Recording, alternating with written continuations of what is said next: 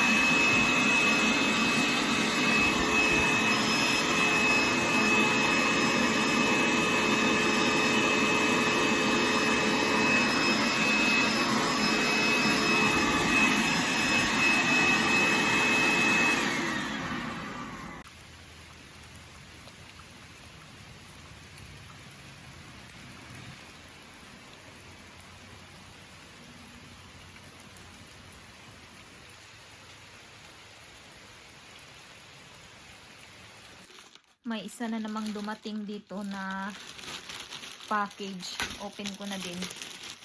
Ano kaya yung laman nito? Si asawa din yung nag-order nito at saka gamit yata to para sa farm. Open natin. Yan. Maliit din na box.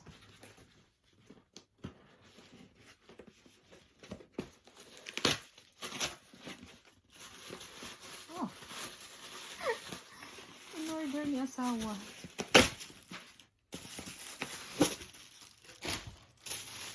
Bakit kaya in-order niya to?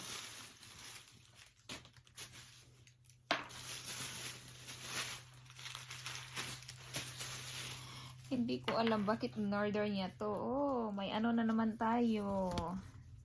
May bago na naman tayo. Patapos na yung summer. Pero binilhan pa din niya ako ng ganito. Ganda din, oh. Pang ano talaga to, pang summer. Summer na summer yung ating flip-flops.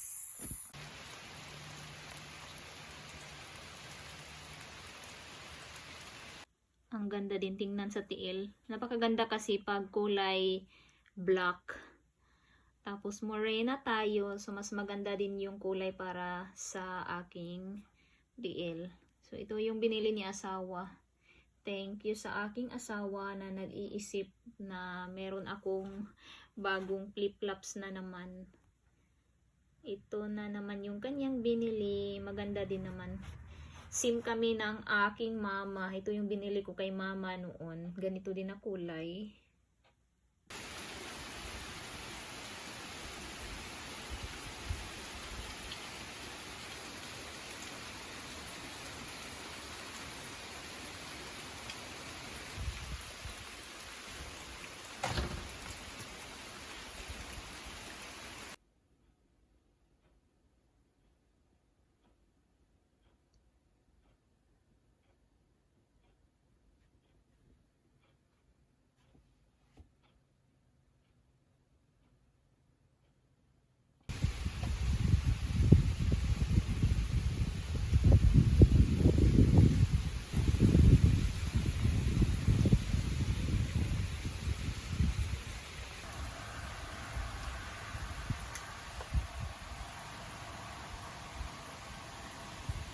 Tambay sa loob ng bahay na naman ako ngayon kasi sobrang lakas ng ulan sa labas at tsaka napakalakas din ng hangin. Kasi parang whole week yata ngayon dito sa amin na medyo maulan. Hindi ako makapaglabas ngayon.